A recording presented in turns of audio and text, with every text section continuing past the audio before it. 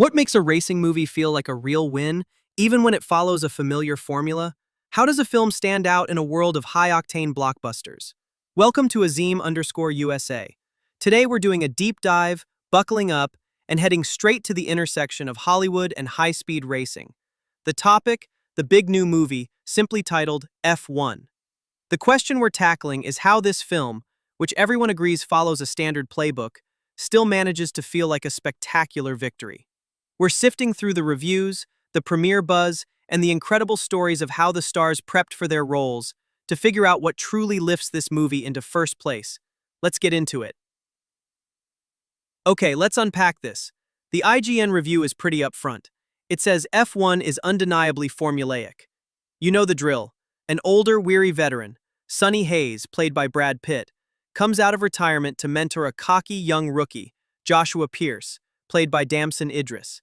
There's a love interest, high stakes, and a predictable emotional journey. We've seen this shape before.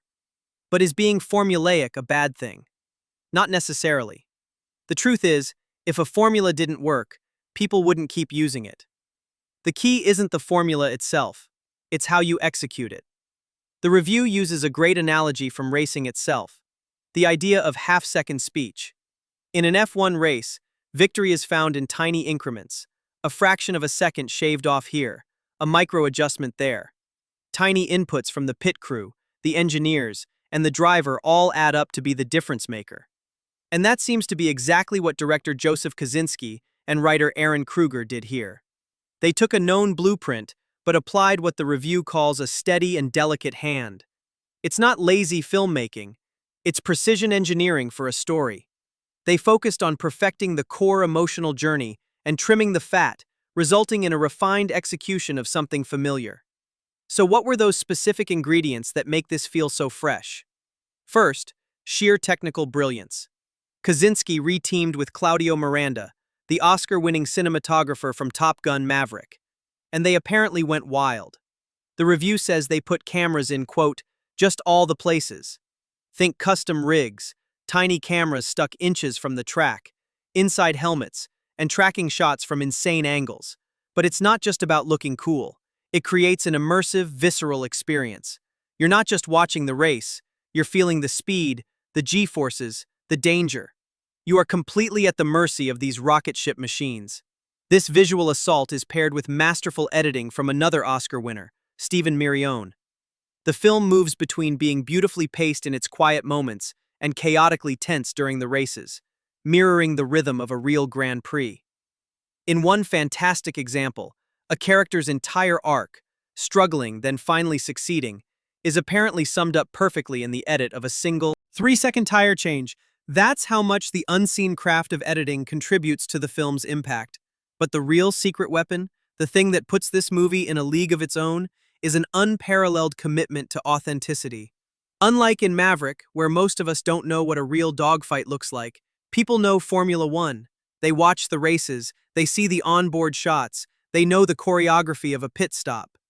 This film had to match that expectation, and it went above and beyond. We're talking Brad Pitt and Damson Idris actually doing a lot of their own driving after 4 months of intense training. And get this, they received the ultimate seal of approval. Lewis Hamilton, the 7-time world champion and a producer on the film, personally signed off on their driving skills.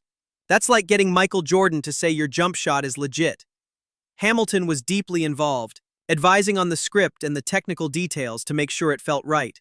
And to top it all off, they actually filmed parts of this movie during real F1 Grand Prix weekends, with their fictional cars and team alongside the real ones. The logistical nightmare of that is mind-blowing, but it gives the film a real-world grounding that you simply can't fake with CGI. Of course, all this tech and authenticity needs to be anchored by strong performances. Brad Pitt slips comfortably into the role of Sonny Hayes, the seasoned pro looking for one last chance, carrying the movie with an uncomplicated charm. Damson Idris brings the fire as the arrogant young gun, giving him a clear journey from raw talent to a true professional. The supporting cast, including Javier Bardem as a stressed-out team owner and Kerry Condon as the sharp technical director, helps flesh out this world. The whole cast just clicks, and that chemistry makes you invest in the team. Now, no film is perfect, The one potential speed bump here is the runtime. At 156 minutes, the IGN reviewer said they were starting to feel out of gas near the end. It seems the film's adherence to the formula may have led it to add some unnecessary components, particularly a late-in-the-game external adversary that felt a bit forced. The final race also apparently gets bogged down in explaining obscure rules, pulling you out of the tension when it should be pure racing. But even with those minor issues, the verdict is clear. F1 takes a familiar playbook and elevates it with masterful execution. It proves that when you focus on the small things, the technical craft, the authentic details, the cast chemistry, you can turn a standard formula into a hell of a ride. When every part of the crew nails their contribution, their half-second, you get something special. They won the race for audience engagement. So what's the big takeaway? In an age of endless reboots and sequels, perhaps true authenticity is the real game changer. That commitment to getting it real, whether it's actors in the driver's seat or unprecedented access to the world of F1, is what makes a story truly connect.